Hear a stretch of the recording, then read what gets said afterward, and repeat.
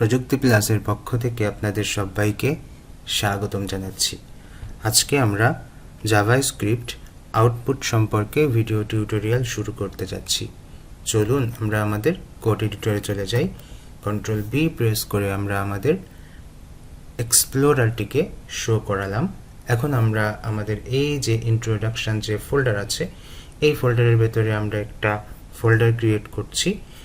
এই ফোল্ডারে আমরা সিরিয়াল দিচ্ছি 1.3 এবং জাভাস্ক্রিপ্ট আউটপুট নামে আমরা ফোল্ডারটির নাম দিচ্ছি। এইবার এই ফোল্ডারের ভেতরে একটা ফাইল ক্রিয়েট করছি, এটারও আমরা 1.3 js output.html এভাবে আমরা একটা ফাইল ক্রিয়েট করছি, HTML ফাইল। এখানে এসে HTML ক্লোন 5টা প্রেস করে আমরা কিন্তু আমাদের যে বেসিক কোড আছে সেটিকে আমরা এখান থেকে জেনারেট করে নিয়েছি। তারপর ট্যাব প্রেস করে এখানে আমরা একটা টাইটেল দিয়ে দিতে পারি জাভাস্ক্রিপ্ট আউটপুট, এভাবে আমরা একটা নাম এখানে দিয়ে দিতে পারি। তারপর বডির ভেতরে এসে আমরা এখানে কিন্তু আবারও কোড শুরু করে দিতে পারি। জাভাস্ক্রিপ্টে কোনো কিছু লিখতে গেলে স্ক্রিপ্ট ট্যাগের প্রয়োজন হয়, তো আমরা এখানে সেই স্ক্রিপ্ট ট্যাগ লিখছি। স্ক্রিপ্ট এর ভিতরে যাবতীয় সকল জাভাস্ক্রিপ্টের কোড থাকবে। আমরা যেহেতু আউটপুট সম্পর্কে ভিডিও টিউটোরিয়াল করতে যাচ্ছি, তাই কিভাবে আউটপুট শো করানো যায় সেটি আমরা দেখি। চলুন। তো কিছু বিল্ট ইন ফাংশন আছে, যেমন আমরা এখানে লিখছি document.write। এই ফাংশনের মাধ্যমে আমরা ব্রাউজারে কোনো কিছু শো করাতে পারি। তো আমরা এখানে লিখলাম document.write, তারপর আমরা সেমিকোলন দিচ্ছি। আমরা জানি প্রোগ্রামিং ল্যাঙ্গুয়েজে যে কোনো একটা লাইন শেষ করার পর সেমিকোলন দিতে হয়, জাভাস্ক্রিপ্টেও সেভাবে দিতে হয়। তো এই সেমিকোলনের ক্ষেত্রে জাভাস্ক্রিপ্টে একটা সুন্দর ফিচার আছে, যেমন অনেক সময় আমরা সেমিকোলন না দিলেও জাভাস্ক্রিপ্ট কাজ করে। কিন্তু যদি কখনো আমরা পাশাপাশি দুইটা লাইন লিখি এবং প্রথম লাইনের পরে সেমিকোলন না দেই, তাহলে কিন্তু জাভাস্ক্রিপ্ট বুঝতে পারে না। তো আমরা কোনো একদিন এই জিনিসটা দেখব, আজকে আমরা এগুলো না দেখি। তো এখানে এসে আমরা ডাবল কোটেশন দিচ্ছি, দিয়ে এই জায়গায় আমরা একটা টেক্সট লিখে দিচ্ছি। তো আমরা কি লিখে দিতে পারি, জাভাস্ক্রিপ্ট, এভাবে আমরা একটা টেক্সট লিখে দিচ্ছি। এবার এটাকে আমরা ব্রাউজারে শো করাবো। তো ব্রাউজারটা ওপেন করছি, ওপেন করে আমাদের ফাইলটা যেখানে আছে সেই ফাইলটা আমরা কিন্তু রান করাবো। এই আউটপুটের ভেতরে এই হচ্ছে আমাদের ফাইল, আমরা ব্রাউজারে রান করছি, জুম করে দেখতে পাচ্ছি এই হচ্ছে আমাদের জাভাস্ক্রিপ্ট টেক্সটটা। এখন আমরা আবার কোড এডিটরে আসছি, আসার পর আমরা আরও বিভিন্নভাবে কিন্তু আউটপুট শো করাতে পারি। এই যে ব্রাউজার, এই ব্রাউজারের ডেভেলপার টুল আছে, যেটাকে আমরা অনেক সময় ইন্সপেক্ট এলিমেন্ট বলি। যেমন রাইট ক্লিক করে একেবারে শেষে যে অপশনটা ইন্সপেক্ট লেখা, ওইখানে আমরা ক্লিক করলে দেখতে পাচ্ছি যে এভাবে একটা ডেভেলপার টুল ওপেন হয়। এই ডেভেলপার টুল ওপেন হওয়ার এই যে দ্বিতীয় বা তৃতীয় অপশন, এখানে আমরা দেখতে পাচ্ছি কনসোল। তো এই কনসোলে আমরা কিন্তু জাভাস্ক্রিপ্টের কোড রান করাতে পারি। তো তার জন্য আমরা এখানে এসে লিখব console.log, এভাবে লিখে আমরা সেমিকোলন দিচ্ছি। এরপর এই ফার্স্ট ব্র্যাকেটের ভেতরে আমরা যা কিছু লিখব সব কিছু কিন্তু কনসোলের ভেতরে শো করবে।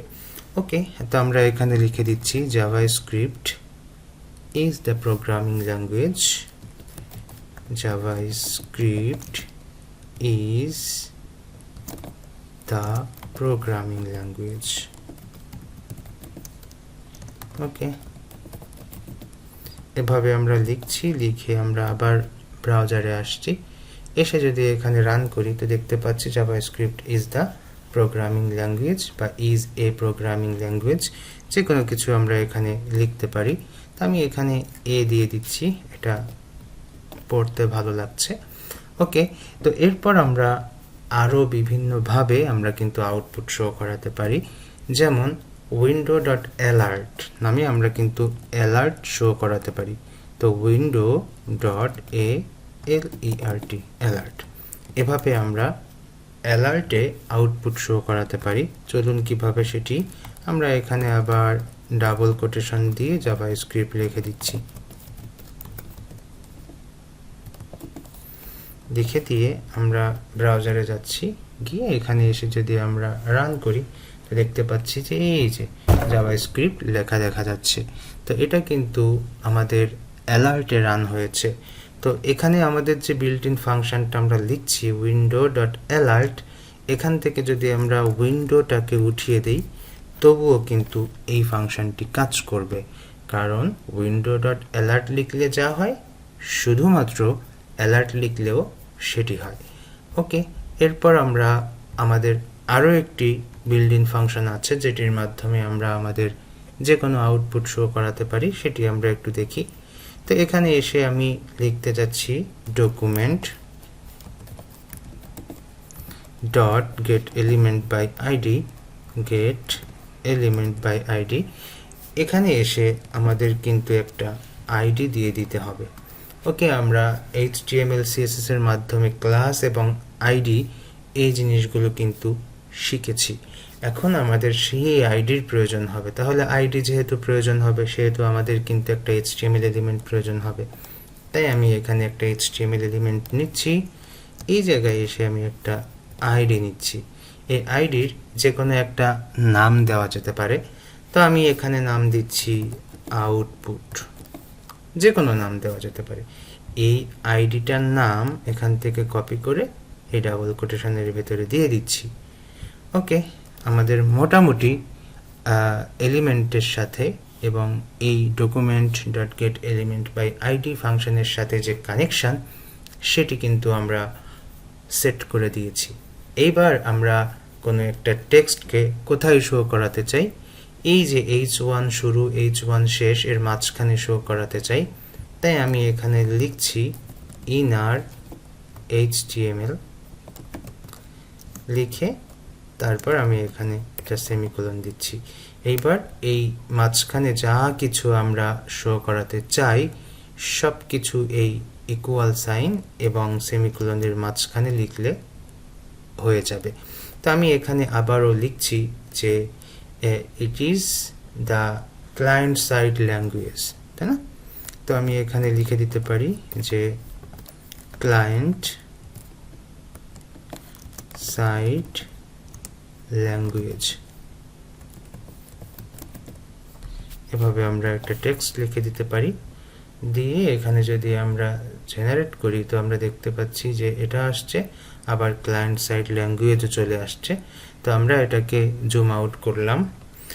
এরপর আমরা এই জায়গায় দেখতে পাচ্ছি যে এই অ্যালার্ট নামে যে একটা ফাংশন আছে, এই ফাংশনের জন্য আমাদের কিন্তু সরাসরি এই যে document dot right, document get element by ID, এই জিনিসগুলো কিন্তু শো করছে না।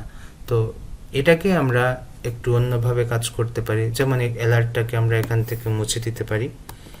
Ctrl+C দিয়ে আমরা সেভ দিচ্ছি। সেভ দেওয়ার পর তারপর যদি আমি এখানে ক্লিক করি তাহলে দেখতে পাচ্ছি এই যে ক্লায়েন্ট সাইড ল্যাঙ্গুয়েজ, তারপর জাভাস্ক্রিপ্ট, তারপর JavaScript is a programming language. এটা হচ্ছে ইনার HTML এর মাধ্যমে আসছে, এইটা আমাদের ডকুমেন্ট ডট রাইটের মাধ্যমে আসছে, এটা console.log এর মাধ্যমে আসছে। অ্যালার্টটাকে আমি মুছে দিয়েছি, যার কারণে কিন্তু এখানে অ্যালার্টের যে আউটপুটটা আছে সেটি কিন্তু আসেনি।